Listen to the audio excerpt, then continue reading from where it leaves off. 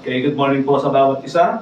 Good morning. Hinihiling ko po na tayong lahat ay tumayo para sa ating pagbabasa ng ating teksto sa araw na ito. Samahan po ninyo ko, buksan po ninyo ang inyong mga Biblia sa Hebrews chapter 12, beginning verse 4 to 13.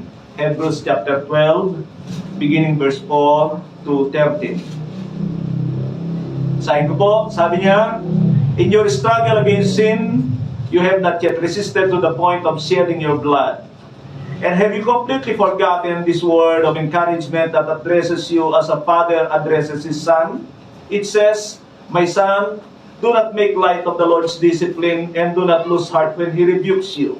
Because the Lord disciplines the one he loves and chastens everyone he accepts as son. Endure hardship as discipline. God is treating you as his children. For what children are not disciplined by their father?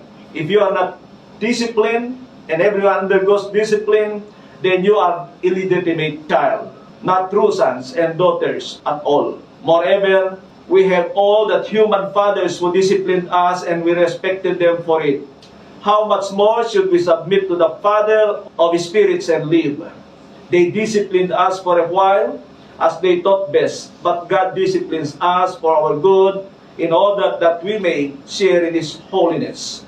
No discipline seems pleasant at the time, but painful. Later on, however, it produces a harvest of righteousness and peace for those who have been trained by it.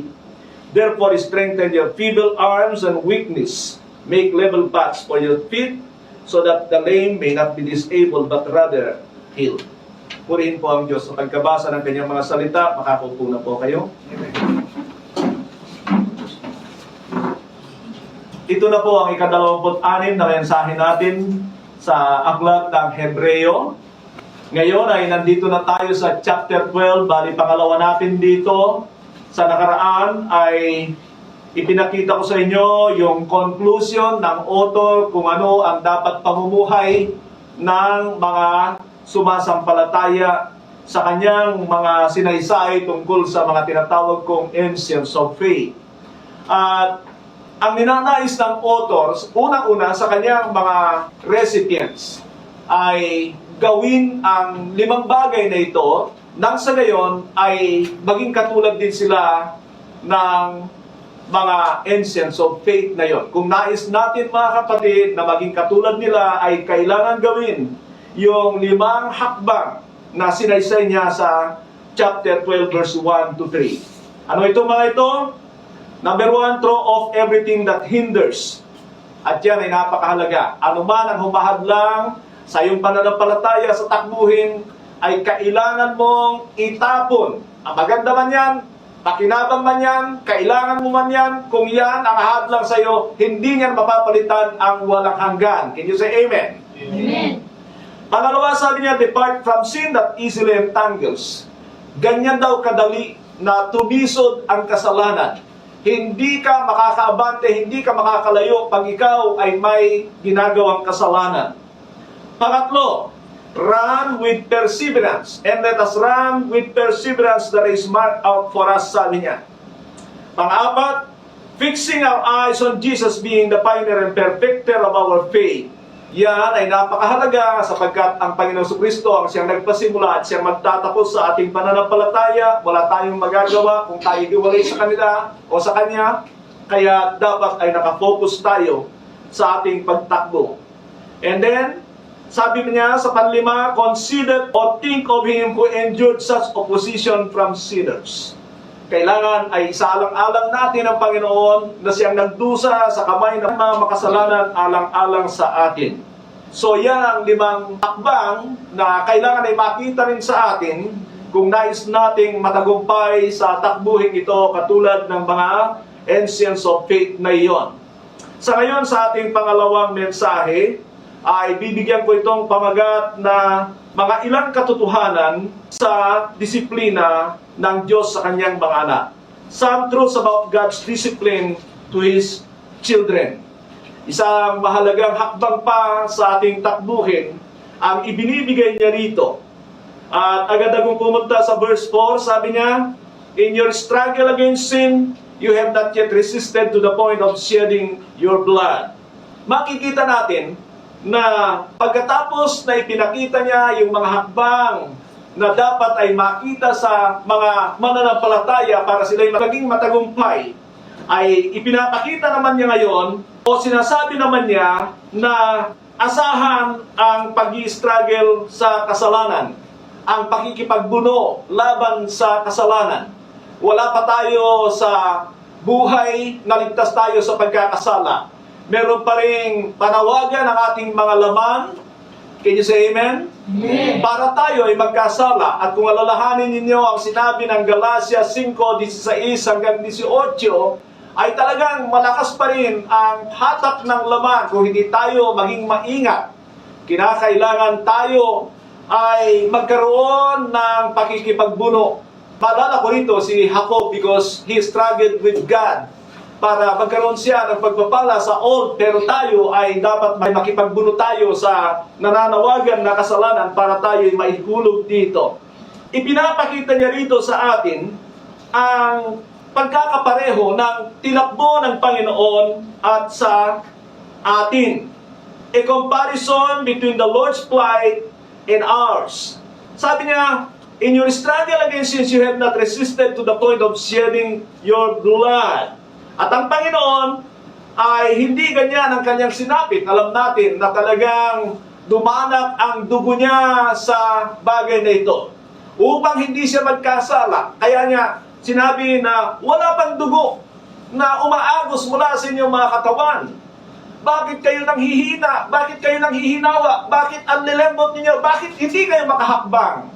Alam niyo, hindi kagustuhan ng Diyos na tayo ay parang mga nanlalamig sa ating pagsunod sa Kanya. Mga kapatid, alisin natin, itapon natin yung mga bagay niyan. Galit ang Diyos sa mga nanlalamig, galit siya sa mga maligamgam. Hindi yan makakapasok sa karya ng Diyos. Can you say amen? Amen. Alam natin na sinasabi ng Biblia ang bagay na ito, pero tayo parang hindi tayo naniniwala. Alam niyo, gumagawa tayo ng standard sa ating sarili na papasa lang tayo.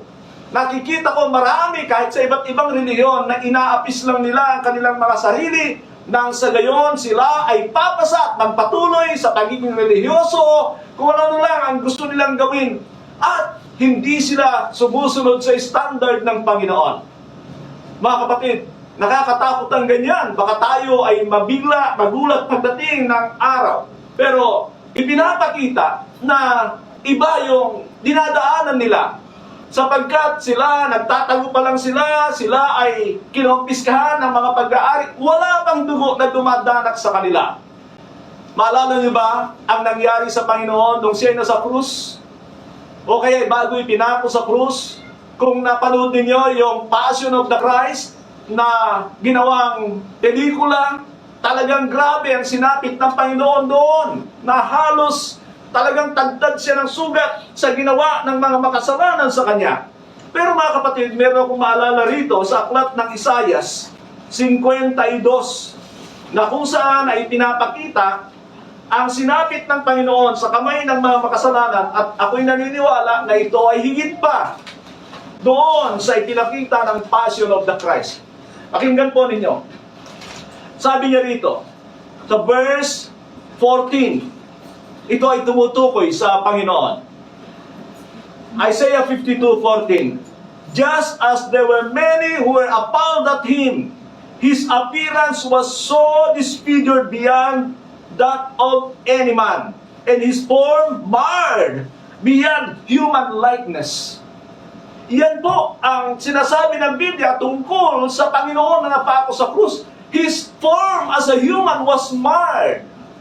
Na-disfigure. Grabe. Kung titignan natin yung sa Passion of the Christ, mga kapatid, grabe na yung pinapakita, pero hindi pa rin nila nakuha ang ipinapakita ng banal na kasulatan.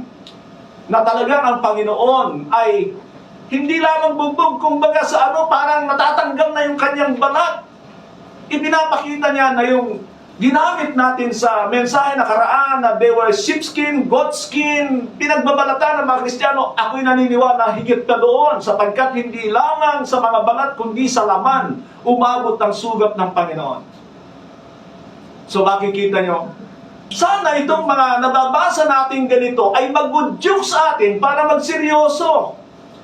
Hindi po naglaro ang Panginoon no tayo ay iligtas. Kaya ang daming Kristiyano ang lalambot ng kanilang pananampalataya, taken for granted ang Panginoon. Kasi hindi nila alam kung anong ginawa talaga ng Panginoon mula doon sa pag-alis niya sa kanyang kaharian sa langit, na inalis niya ang kanyang pagka-Diyos upang tayo ay sagipin at magkatawang tao na katulad natin, maging ang kaalaman ay nawala sa kanya sapagkat siya ay pumayag na maging sanggol.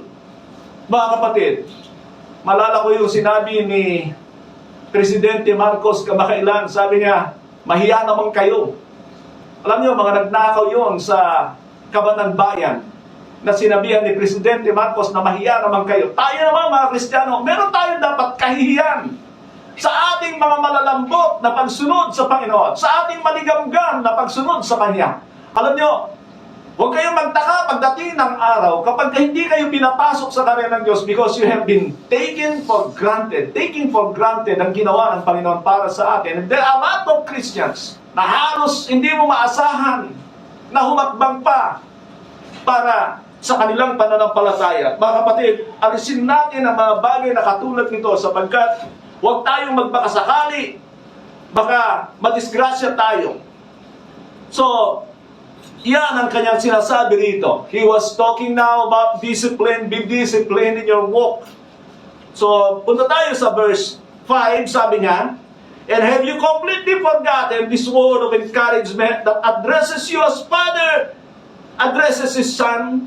It says, my son, do not make light of the Lord's discipline, and do not lose heart when He rebukes you. Tayo ay engrafted lang sa Diyos, sa vine. Yan ang sinasabi ng Biblia. Do you know what is engrafted? Naiumpong lang tayo sa tunay na sanga. Can you say amen? Amen. Sa habag ng Diyos, nagkaroon tayo ng kaligtasan. Lagi ko sinasabi, galing tayo sa alabok, kumuha ang Diyos ng mula sa alabok na gawin niyang tao para hindi tayo makapagmalaki, wala tayong pagmamataas, alisin natin ang mga bagay na ito. Dahil hindi tayo hahabulin ng Diyos. Ang daming Kristiyano gusto nila parang magkakaroon pa ng pagsasakripisyo muli ang Panginoon para sila'y mailigtas. Wala na mga kapatid, tinapos na ng Panginoon ang lahat ng bagay. Wala na siyang gagawin ulit, tinapos niya na.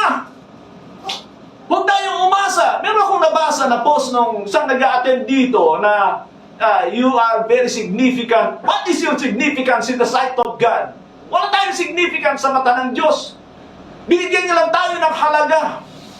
Alam niyo, nothing is insignificant sa Panginoon una sa lahat. Kahit alabok, kahit buhok natin, binigyan niya ng halaga lahat. Walang malaki, walang maliit sa Diyos.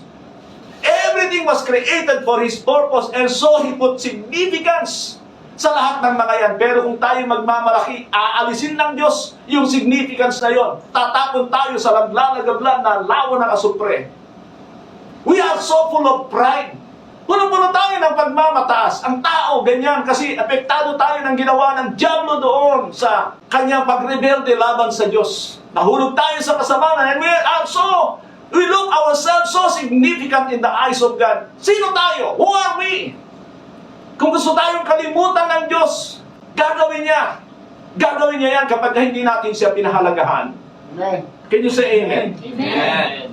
Now, ang punto rito ng author ay pinapakita niya, hey, ibinilang lang kayo ng Diyos bilang mga anak.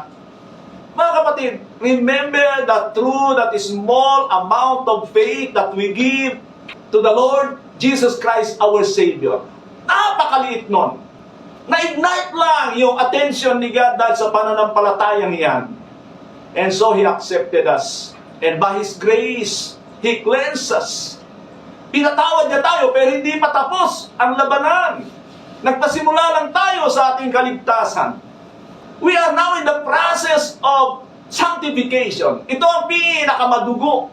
Kung dudugo ang ating mga katawan sa bagay na ito, walang kwenta ito kung pahalagan natin ang ginawa ng Panginoon. Yan ang katotohanan tungkol sa takbuhin na ito.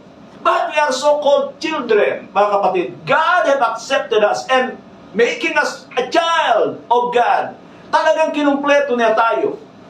The only thing we need is to walk in faith. Believe that everything has been given to us. Yan ang sinasabi ng 2 Peter 1:3.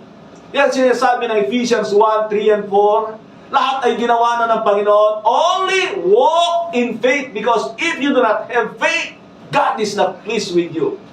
Hindi natutuwa ang Diyos sa iyo. Mga kapatid, maaari ba alisin natin yung makagawa tayo ng kaunting bagay ay kontento na tayo? Hindi karapat-dapat ang Diyos sa ganyang makapaglilingkod. Say amen. Amen.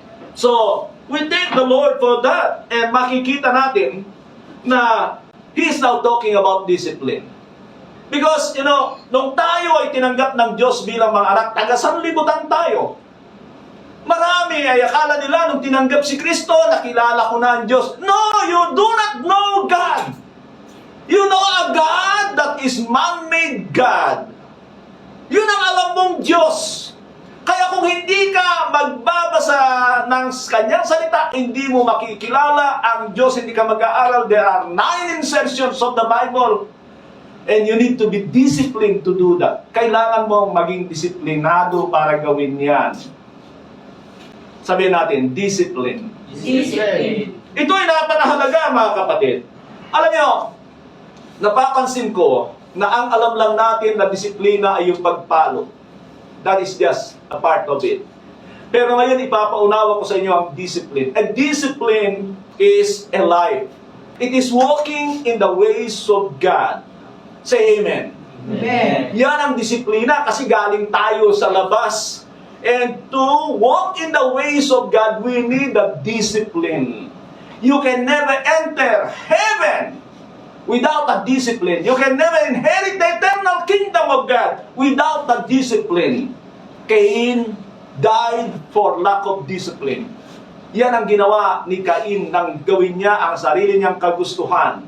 And so because of that lack of discipline, he was called a child of the devil. Kaya maging maingat kayo na wala kayong disiplina. In these last days, there will be absence of discipline. Sinabi yan ng Biblia, lalo na sa mga bata, lalo na sa mga...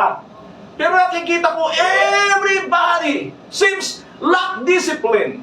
If you lost discipline of yourself, mga kapatid, sigurado ko, hindi ka makakapasok sa kanya ng Diyos. Because the way to eternal life is narrow. Masikip ang daan patungo sa buhay na walang hanggan. And without discipline, you cannot make it there. Hindi ka makakarating doon. Mamamatay ka sa iyong nilalakaran. And so, ang sinasabi niyang disiplina rito is not always chastisement, punishment. Hindi. Ang discipline na sinasabi niya rito, para maunawaan ninyo, is the way we should walk.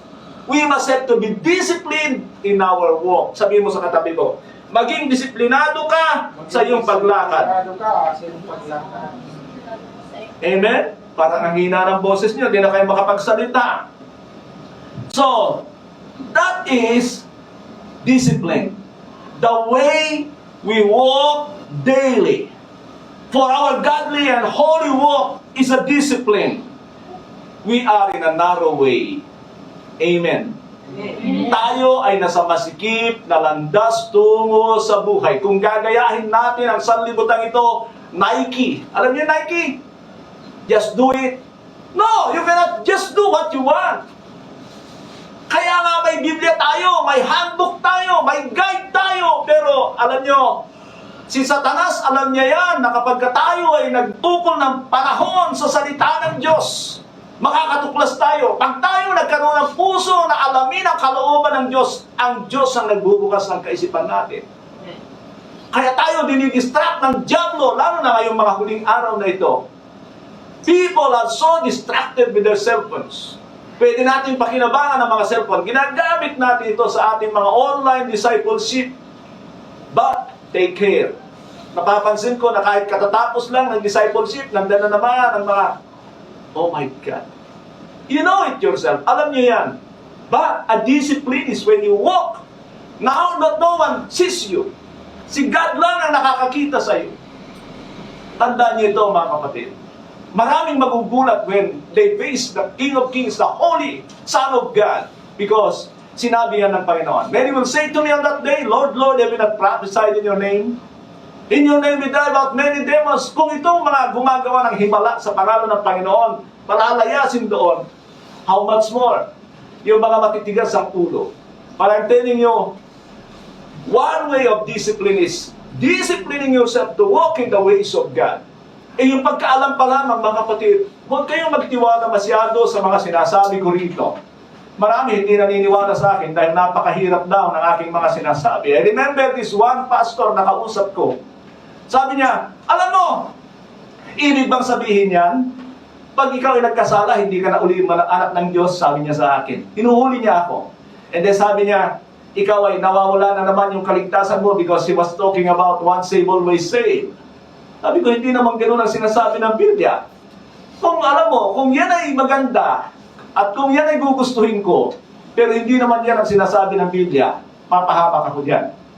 Sabi ko sa kanya, sino bang ayaw ng once saved, always saved? Gusto ko yan.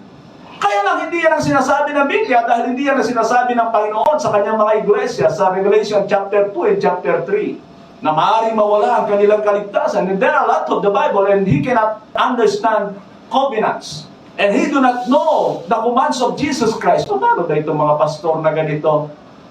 You are in the kingdom and without the law of Christ, paano ka lumakad sa paraan ni Kristo?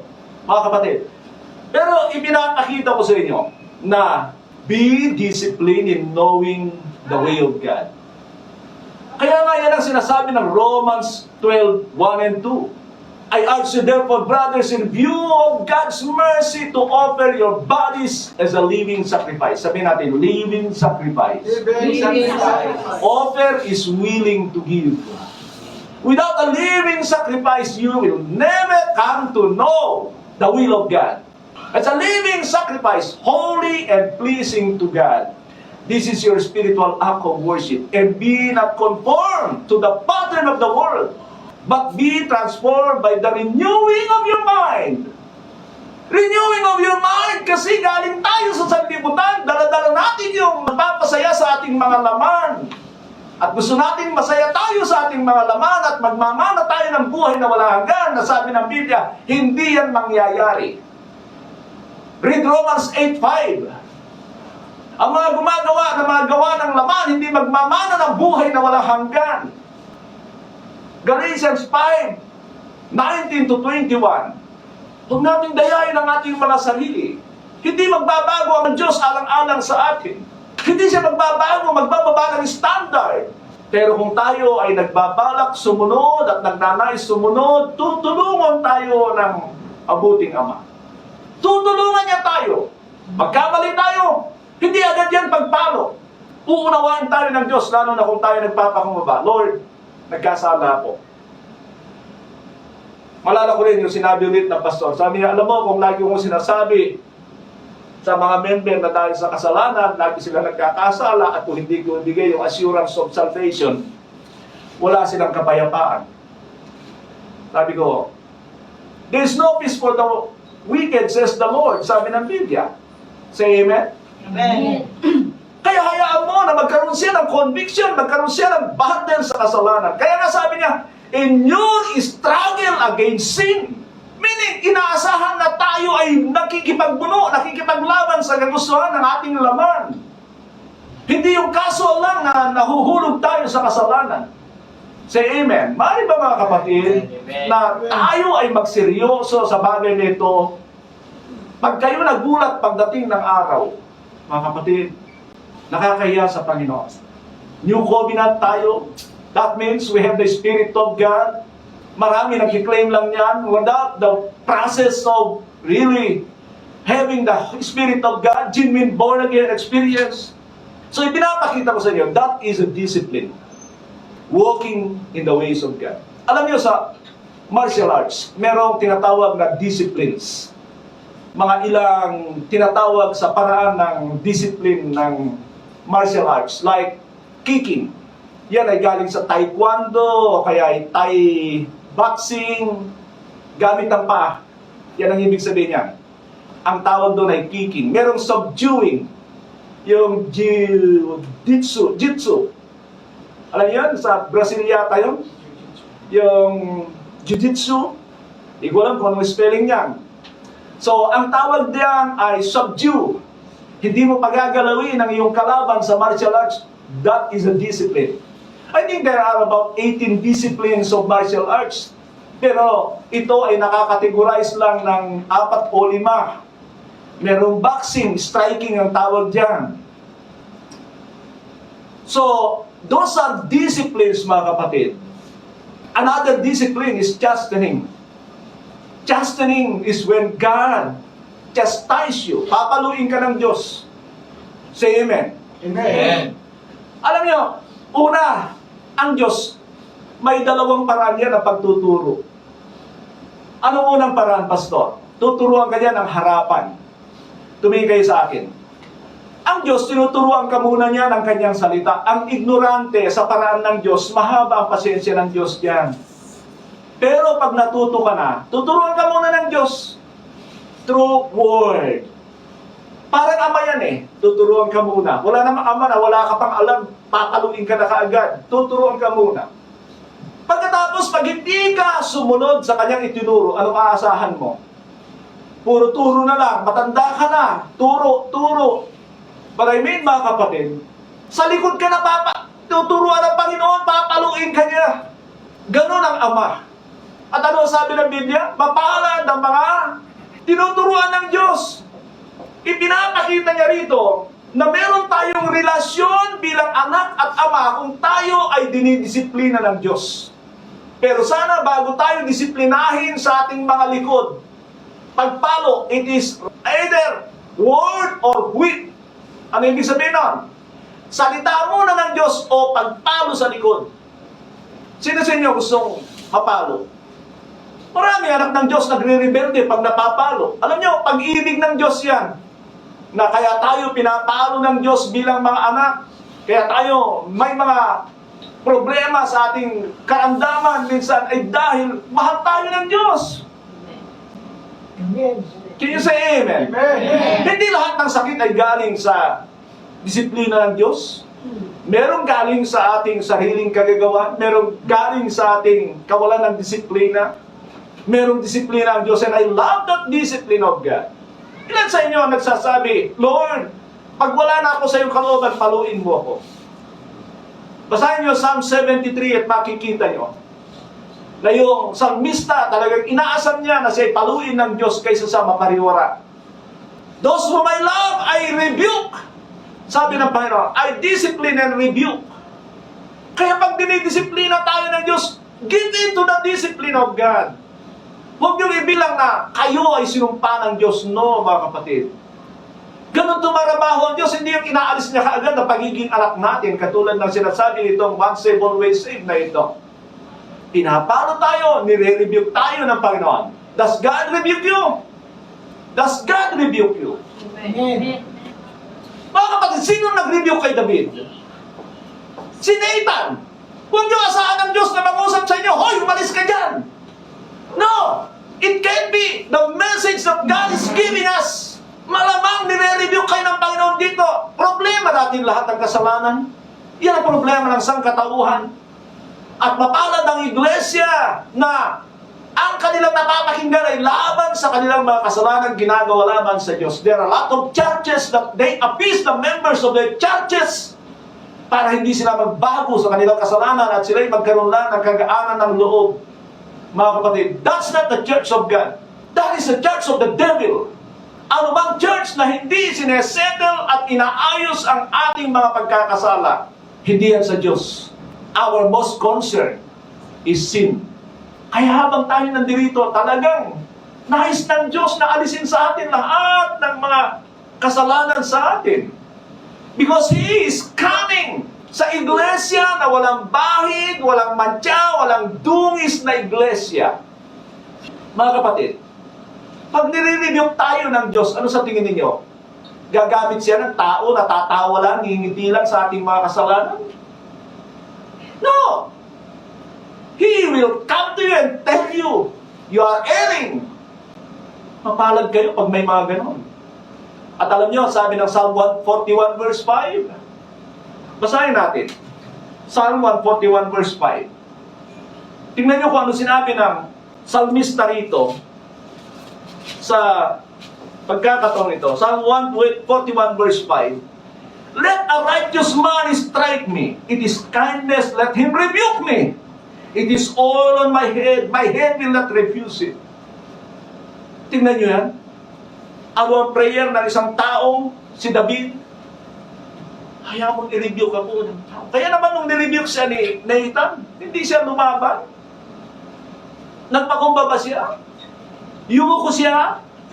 And I am the man. He is willing to undergo for discipline. God disciplined him dahil siya anak ng Diyos. Mapalad tayo, mga kapatid, na dinidisiplina tayo ng Diyos. Amen kayo? Amen. So, other forms of discipline is fasting. Yan. That is a discipline. Amen? Ano pa? Exercise is a discipline. Diet is a discipline. Bible reading, Bible insertions are discipline. Ilan ba yung alam natin na ginagawa sa Biblia? Siyam ang tinuturo ko. Baka isa lang hindi nyo nagagawa. Siyam yan. Read, meditate on it. Study, and then apply it to life. Memorize. Very important insertions of the Bible. Teach it. Hindi tayo natututo ng salita ng Diyos para sa atin lang. Kailangan ay mag-aim tayo na tayo ay nalalagyan ng mga katotohanan. Ito ay maibahagi natin. Only Dead Sea cannot give anything. Nakukuha niyo yan? Tanging ang patay na dagat sa Israel. Nilood ng Diyos nandoon para makita ang patutuo na kapag ikaw ay hindi pinakikinabangan, tinuturing kang patay sa mata ng Diyos. And mga kapatid, there are a lot of discipline. Sabi nga, do not lose heart when He rebukes you. Huwag kayong panghinaan ng loob, sabi niya. Verse 6, because the Lord disciplines the one He loves, and He chastens everyone He accepts as son. Ulitin ko yun ha, mga kapatid, tingnan nyo, because the Lord disciplines the one He loves, and He chastens everyone He accepts as son. Alam niyo, maraming Kristiyano, pagka mayroong karamdaman, mayroong problema, rebuke ng rebuke. In Jesus' name, in Jesus' name, in Jesus' name. Hoy, in Jesus' name, magbago ka. I think that the best step na gagawin natin. Kaya every time na meron tayong mga problema, mga kapatid, just ask the Lord, Lord, anong ibig mo sabihin dito sa akin? Lord, anong mensahe mo? And you will benefit from it. Because every time God works for the good of those who love Him, for the purpose of making us into Christ likeness. Hindi nyo naaalala yan? Yan ang sinasabi ng Romans 8:28-29. Na kaya tayo may mga problema minsan in many other ways in life ay dahil sa pag-ibig ng Diyos sa atin.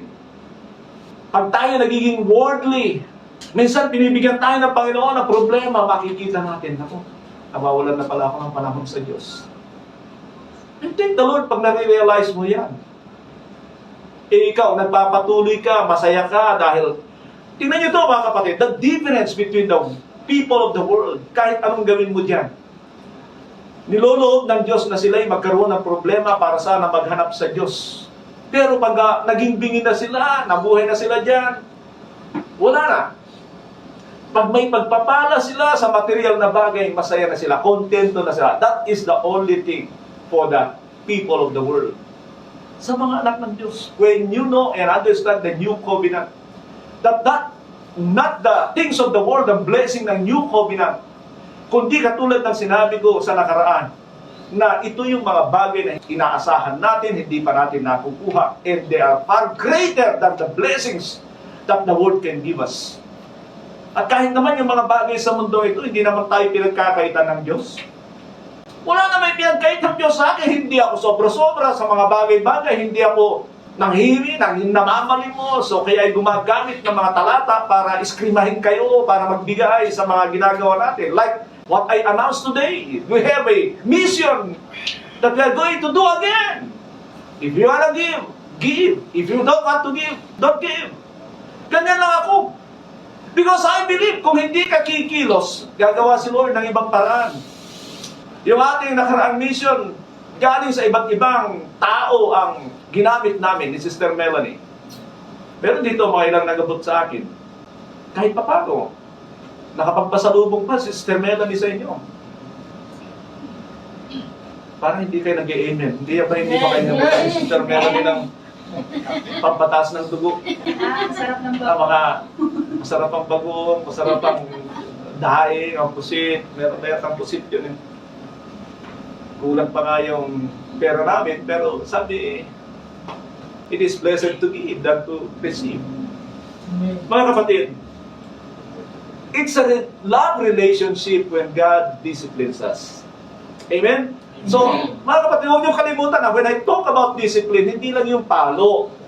Number one, it comes from you. If you are a disciplined person, mga kapatid, hindi naman ang Diyos disiplinado ka na sa lakad mo ang Diyos pa rin, palo ng paro sa hindi naman. Madi-discourage ka naman pag gano'n ang tatay mo. Ang Diyos naman talagang binibigyan ka rin ng kasiyahan, tinitreat ka rin niya. Malala niya sabi ni Pablo, minsan nagbuhay-hari ako, minsan lumubog-lumutang ako sa dagat, minsan, ganun na ang Diyos. Pero hindi ka niya bababayan, diretso sa paglubog. But it's a love relationship. Tandaan niyo lagi yan. I thank the Lord. Kaya nga sinabi ng Biblia, give thanks in all circumstances. Amen. At yun ang maganda mga kapatid. Pag tayo nakakapagpasalamat sa lahat ng nangyayari sa buhay natin, ibig sabihin na umuunawaan na natin ang Diyos. Amen. Maraming tao, thank you Lord, sa mga saganang pagpapala, Panginoon, thank you sa ganito, bagong bahay, bagong kotse, thank you. Oh my God, you do not know God. He is not working in your life. You are working it for you. Kanya nang marami. Nakuha niyo yun? Huwag niyong kalimutan yun. Nakakapagpasalamat tayo sa lahat ng sirkumstansya ng ating buhay because we know the Lord. We know His way. Yun ang ibig sabihin nun. And then sabi niya sa verse 7 and 8, endure hardship as discipline. God is treating you as His children.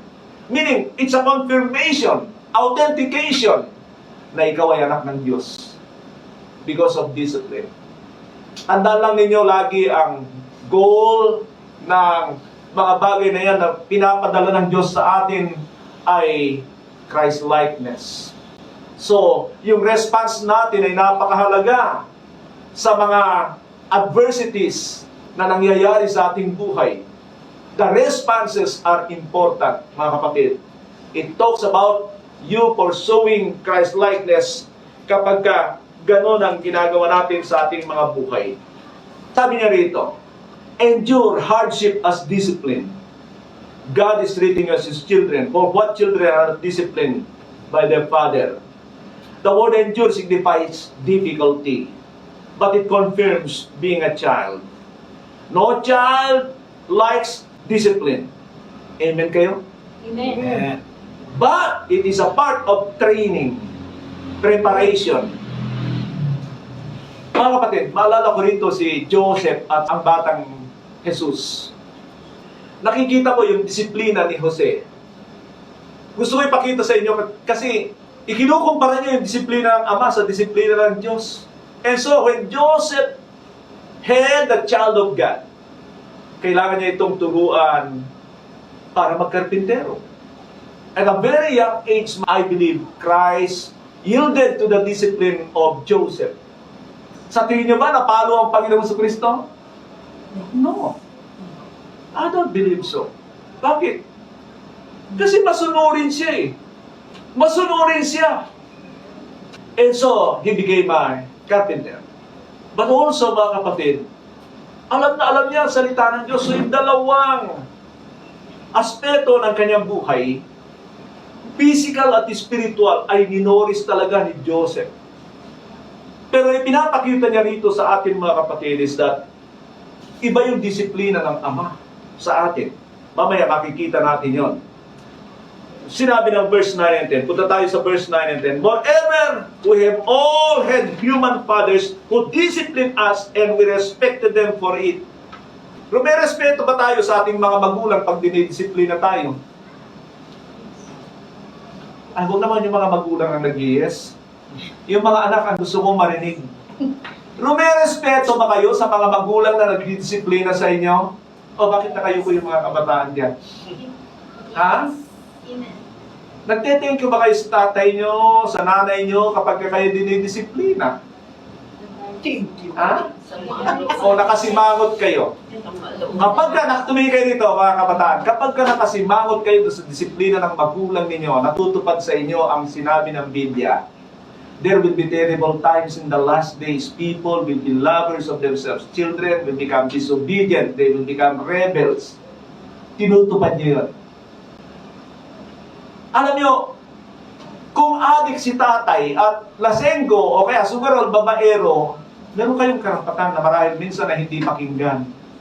Pero kung Kristiyano ang tatay mo, nanay mo, at gumagawa naman ng nakikita mo naman ang kanyang halimbawa, at yun ay mahalaga rin sa mga magulang.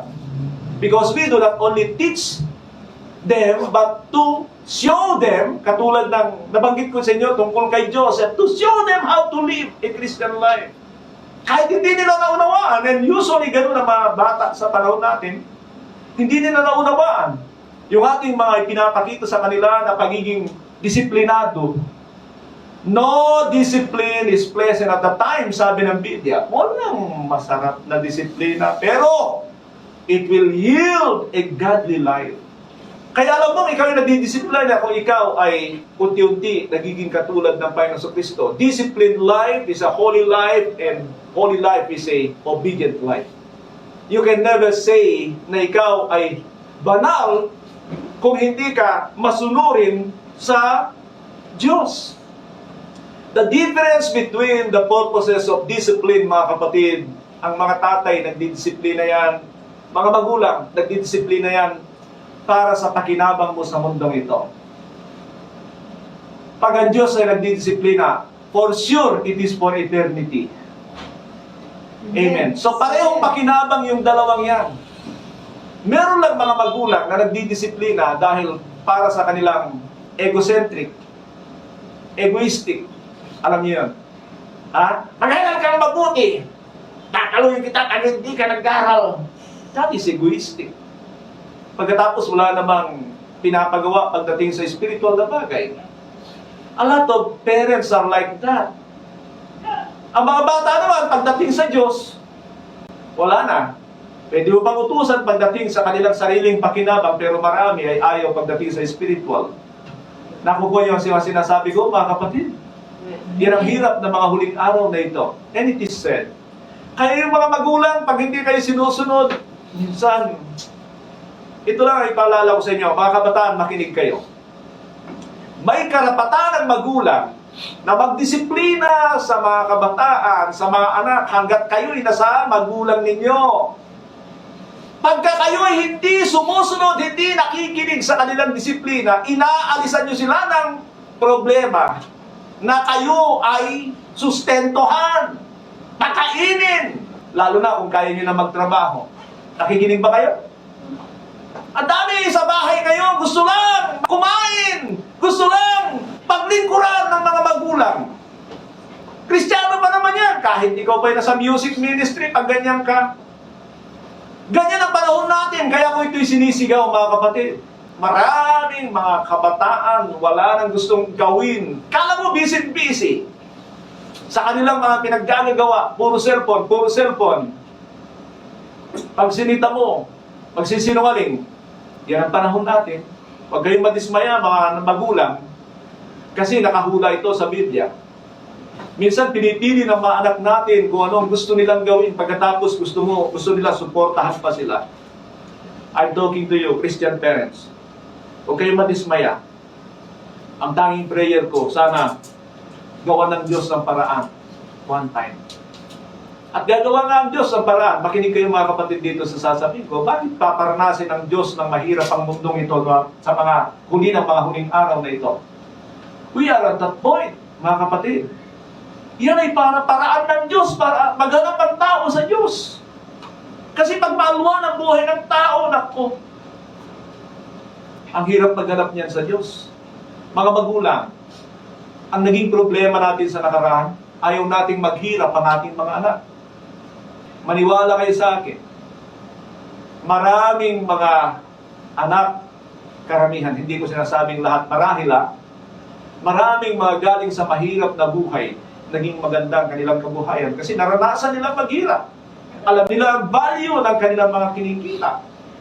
Pero sa ngayon, yung mga anak natin, manghingi ng, Daddy, bili mo naman ako cellphone. Anong gusto mong cellphone? Yan ang nangyari sa atin. No? Bibigyan natin mga bata na wala pang buwang, bibigyan ng cellphone. Ako, sabi ko noon sa mga apo ko, sabi ko, hindi mo na silang bigyan ng cellphone. Eh, binigyan dahil mahal sila ng inaayaw nila maghirap. Oo. Di naging problema. Ako nagsasalita ako, alam ko hindi lang ako may problema sa ganyan pagdating sa cellphone. Sa mga mag-aanak pa, ingatan ninyo.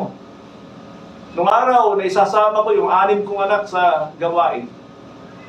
Eh ngayon may mga pamilya na yung iba, sa kanila na yun. Kasi naman si Solomon, sabi niya, train up a child the way he should go and when he is old, he will not depart from it. Eh siya nga. Siya nga yun eh. So, he will not depart from it. Eh, nawala nga siya sa landas. Buti na lang, may pangako ng Panginoon kay David na I will never take away my love for him. Kung hindi yung nasabi ng Diyos kay David, oh my God, napariwara si Solomon. So, sabi niya, no discipline is pleasant at the time, but painful. Later on, however, produces a harvest of righteousness and peace for those who are being trained from it. Tingnan nyo, ang discipline is a training. Mag-training kayo ng maayos na buhay. Hindi madali, sabi niya. Habang ikaw ay nabubuhay, sinisikap mo na lumakad ng tama, hindi madali. Bukod sa nandiyan ang Diablo, kasi gusto ng Diablo na hadlangan ka. Inaalaw ng Diyos ang friction para tayo ay magkaroon ng perseverance, and perseverance produces patience. 2 Peter chapter 1, beginning verse 5. So, we will harvest righteousness if we yield to the discipline of God. And what is righteousness? Righteousness is salvation from sin. Salvation from sin. The righteousness of God, righteousness of Christ, will eternally benefit us. Walang hanggan ang benepisyo nito. Alam niyo bakit tayo pinoporsige ng ating Ama? Tumingin kayo sa akin. Alam niyo bakit tayo nire-rebuke ng Ama? Alam ko, aminin niyo, nare-rebuke kayo dito sa church na ito. Alam niyo kung bakit kayo pinapalo ng Diyos? Maraming Kristiyano, ayaw na nilang magkasakit. Binibigyan sila ng Diyos ng evaluation point. Ayaw nila. And if we have those type of God's discipline, thank the Lord. And alam mo na ikaw ay nagpapadisiplina if it yields righteousness and holiness. Amen. Righteousness and holiness ang bunga nito sa atin. So, sabi niya, later on, however, it produces harvest of righteousness and peace for those who have been trained by it. Matatapos din yan, magiging mapayapa rin tayo. I wanna go to the last verses, 12 and 13. Sabi niya, therefore, ayan, may conclusion na naman siya. Conclusion saan? Conclusion about the discipline of our Father. Strengthen your feeble arms and weakness. Ano ibig sabihin? Tumingin kayo. Ang ibig sabihin, ayusin mo yung mga pinaggagawa mo at yung paglakad mo. Feeble arms and weakness. Say amen. Amen. Make level paths to your feet. Ibig sabihin, ang paglakad ay hindi pantay. Meron tayo sinasabi, mga sakang na Kristiyano, linggo lang Kristiyano. Pero ito, hindi pantay. Mamaya, bibigyan ko kayo ng halimbawa nito. Sabi niya, make level paths to your feet so that the lame may not be disabled, but rather healed. Yun ang nais ng Panginoon. Tayo ay magsigaling sa ating mga problema sa pagkakasala. Amen ba kayo? Amen. Alam niyo, 1 Peter chapter 2, verse 24, that's not a healing from sickness. Pwede. Kaya lang, it's more on the healing sa kasalanan. Tingnan niyo ito, mga kapatid. Pag binasa niyo ang Isaiah 53, ay makikita nyo talagang healing para sa mga Hudyo sa physical. Pero pag binasa nyo ang 1 Peter 2:24, it is a healing against sin. Now, pansinin nyo ito mga kapatid. Make level paths to your feet. Ano ibig sabihin yan? Ang ibig sabihin yan, hindi maayos ang lakad natin. Hello? Sabihin kayo rito. Gusto ko ipakita sa inyo ito mga kapatid sa aklat ng Genesis chapter 32. Tingnan niyo yung Bible ninyo. Genesis chapter 32. We are talking about the struggle a while ago. At dito ay nakipagbuno si Jacob sa anghel ng Diyos. Or God Himself. Then sabi niya rito, verse 30, para maunawaan ninyo. So Jacob called that place Peniel, saying, it is because I saw God face to face, and yet my life was spared. 31. The sun rose above him, and he passed Peniel, and he is limping because of his hip. Ano yan? Ito mga kapatid, hindi ito tungkol sa physical na problema sa paglakad. Pero ito ay ginawa ng Diyos kay Jacob. Alam niyo ba si Jacob? Si Jacob ay mahilig na takbo ng tukbo pag may problema. Na magka-problema siya kay Esau at sa kanyang tatay, tumakbo siya kay Laban.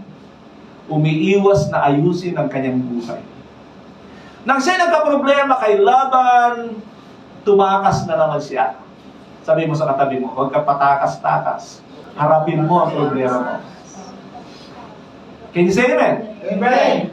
Nung siya ay tumakas na naman kay Laban, eto na si Esau, nakaharap, ang daming sundalo. Paglingon niya sa likod, hinahabol siya ni Laban. Sa harap niya, nandun si Esau, eto yung mga tinatakbuhan niyang problema. It's time to face the Lord. So during the night, sabi niya, he went out himself in a distance, and he began to pray to the Lord. Ang Panginoon ay nagpakita sa kanya sa pamamagitan ng anghel. And he struggled. Nakipagbuno siya doon. Ito yung kwento dito. Nandito mga kapatid, basahin niyo pag-uwi ninyo. Doon siya nakipagbuno. Ayaw niyang bitawan si Lord. That is the Lord. That is an angel. That is a man. Na ipinapakita doon, he wrestled with God, he wrestled with an angel of God, he wrestled with man. Ito na. So ayaw niyang paalisin. Anong ginawa ng anghel ng Diyos? Tinapik siya sa pigi. Tinapik siya sa pigi. Anong nangyari sa kanya? Nalinsad. Naging pilay. Narinig na ba na si Jacob ay pilay? Hindi. Pero yan ang ginawa ng Panginoon sa kanya para hindi na siya takbo ng takbo. And so, ito ang sabi ng 32. Therefore, to this day, the Israelites do not eat the tendon. Tendon is litid, attached to the socket of his hip, because the socket of Jacob's hip was touched near the tendon. Makinig kayo rito. Hindi yan batas sa Israel na huwag kainin ang litid sa may pigi. Pero ginawa ng mga Israelita na batas sa kanilang mga sarili na huwag kainin ang mga litid sa pigi ng mga hayop para ipaalala sa kanila na dapat ay ayusin ang kanilang lakad. Sabi mo sa katabi mo, umayos ka. Wise ka. That is the message of that. Alam niyo, hindi natin narinig yan na si Jacob ay naging pilay. Hindi makalakad ng maayos. And so, every time nakakain ng hayop ang mga Israelita, huwag niyong kainin yung litid sa pigi. And that is a message for them na ibig sabihin, lumakad tayo ng maayos. Sundin natin ang Diyos. Let's bow our heads and close our eyes. Salamat po, Ama, sa mensahe sa amin. Tulungan niyo kami na lumakad sa iyong kalooban, maging disiplinado kami sa buhay na ito kung ayaw namin mapahamak at mabigla pagdating ng araw. Salamat po. Alisin niyo sa amin ang pagkukunwari sa reliyon. Sa pangalan ng Panginoon Jesus. Amen. Amen.